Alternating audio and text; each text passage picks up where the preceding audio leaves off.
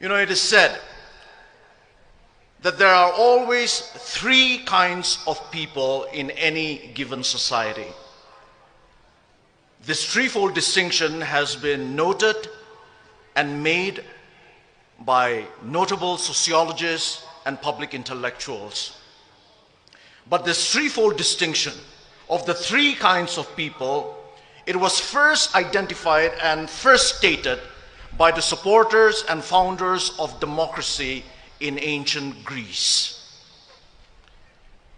For the Greek people, the people who in many ways gave us the modern civilized world, for the Greek people, the first kind of people in any given society are the idiots.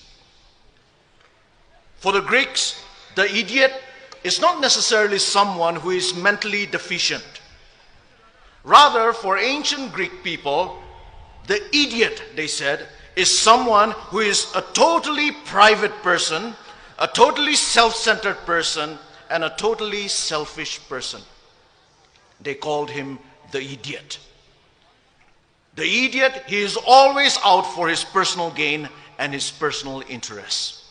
He does not have a public philosophy. He has no knowledge, no skill, no character, and no virtues to be able to live and to be able to contribute in a flourishing society and community.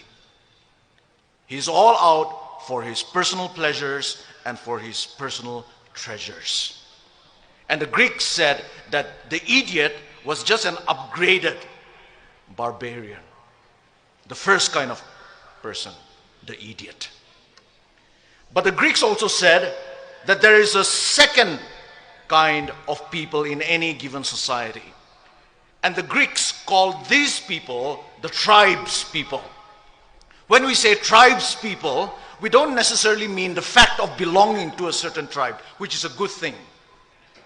But when they use the word tribes people, the Greeks meant a tribal and a tribalistic mentality.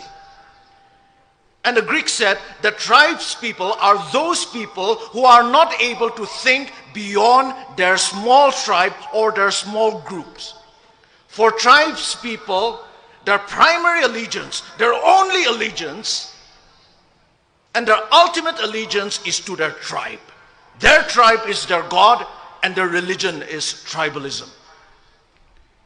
And tribes people, the Greeks said, are always afraid of things that are different, that are a little alien to them. They are always suspicious and fearful.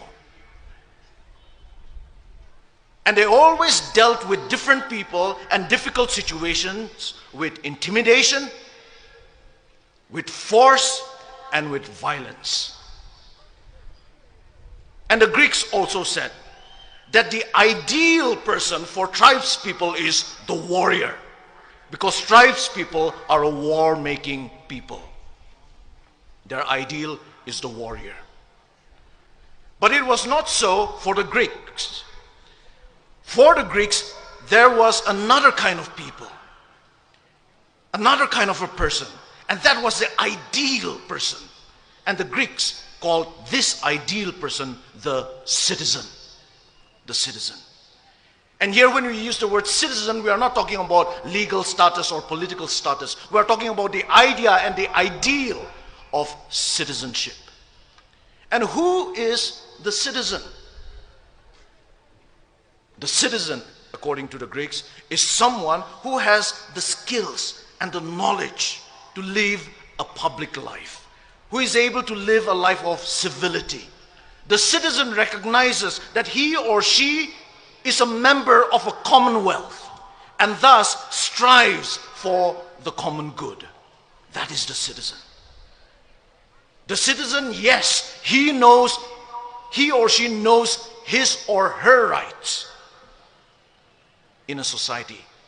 But he or she also knows his or her responsibilities to society. The citizen can fight for his rights, but always with an awareness of and with a respect for the rights and interests of others, of their neighbors, of the smallest of minorities, and of the worst of their enemies.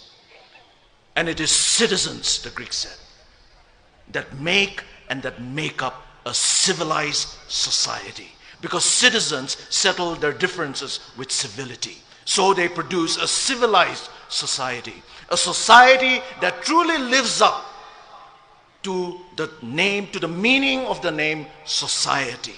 Society literally means friendship and friendliness. That is the threefold distinction that the Greeks have given us.